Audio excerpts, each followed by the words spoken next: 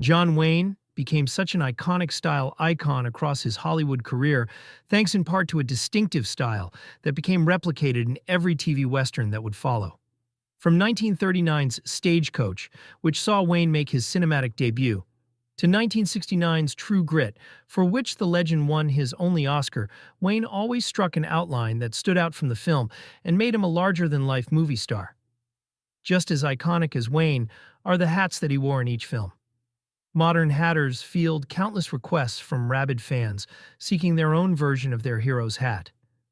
From the tall black hat Wayne wore as Rooster Cogburn to the dimpled silver belly lid from The Man Who Shot Liberty Valance, 1962, let's take a look at what makes 5 John Wayne movie hats so iconic. Iot Ide Dakes, Stagecoach, 1939. John Wayne's first Western role came in 1939's Stagecoach, directed by John Ford, whom Wayne would collaborate with for future Westerns for many years. The film followed an eclectic cast of characters who boarded the titular stagecoach to take a dangerous journey across the American West. Wayne was cast in the supporting role of Ringo Kid, ultimately stealing the movie thanks to his calm, cool demeanor and an iconic look. Wayne's hat in the film is a character all its own. Its silver belly, a Western term for white color, unique braided band, and devil-may-care styled crown make it stand out among hats worn by the other characters. The hat epitomizes the traditional boss of the plains style made famous by Stetson, including a wide flat brim and an open crown.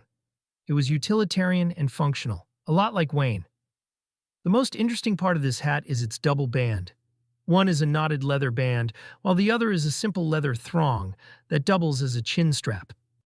True Grit, 1969. While Duke donned mostly white hats throughout his iconic career, which helped establish him as the film's hero, the good guy wears white, right? 1969's True Grit saw him sport a black hat as rugged Marshal Rooster Cogburn.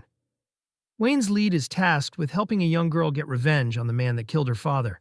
It's a dark, moralistic tale that is reflected in the hat choice for Wayne's wardrobe. True Grit continued Wayne's hallmark of unique hat bands, again sporting a double band like he did in Stagecoach. Cogburn's hat not only includes the black ribbon band that likely came with the hat, but also has a rough braided leather band tied off into a fringe-filled knot. It's both stylish and symbolic. The rough exterior band covering the soft, put-together band symbolizes Cogburn's own hardened exterior that masks his true feelings inside. The hat seemed to resonate with critics, too. Wayne won his only Oscar for Best Actor for his performance in True Grit. Rio Bravo, 1959. Duke saddled up for 1959's Rio Bravo, with a star-studded cast that included the likes of Dean Martin, Ricky Nelson, and Angie Dickinson, among others. And it's a film that resonated with a wide swath of viewers. A ragtag group defends a western town from hired guns who hope to break their outlaw leader out of jail. J.T. Chance, played superbly by Wayne, shines for all the right reasons, and Wayne's wardrobe is no exception. His hat shifts from the more traditional open crown to a pinch-front crown. It's a laid-back, slick style that separates Wayne's rebel-rousing character from his earlier, more heroic parts like Stagecoach. The Man Who Shot Liberty Valance, 1962. As one of the final films Duke and director John Ford made together, 1962's The Man Who Shot Liberty Valance is also one of the most unique. It's a fitting end to a long, fruitful relationship between Wayne and Ford. The film deviates from the earlier plot-driven movies to a more thought-provoking and mature film. It's a film that does a lot of reflection, both in its themes, when the legend becomes fact, print the legend, and in its plot. Jimmy Stewart stars as an aging senator who reminisces about his role in killing an outlaw. And moviegoers are left with an enduring image of Wayne as Tom Doniphan, a friend of Stewart's character who is also good with a gun. In Liberty Valance, Wayne's hat is a subtle nod to his original Stagecoach lid, with its simple silver belly design and thin, rawhide band, but with some nods to Wayne's experience.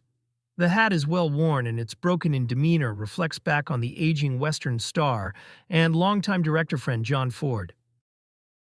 The Searchers, 1956, is often attributed as Wayne's greatest Western film, if not film altogether. Yet another entry into Wayne's relationship with director John Ford, the film has a simple story. A Civil War veteran, played by Wayne, searches for his niece who has been captured by Native American warriors. But it's the execution of the plot and the themes it uncovers that make The Searchers such an enduring film. Ford's visuals are credited with establishing that sweeping, beautiful, yet complex and dangerous spectacle that is now commonplace in westerns. And Wayne's performance as vet Ethan Edwards is no exception. Wayne's hat is a rough, black textured style, typical of the genre, yet with a bound brim and thick leather band. The hat is tough and gritty, both ready-made for the perilous journey ahead and symbolic of Ethan's tough guy, take-no-bull personality.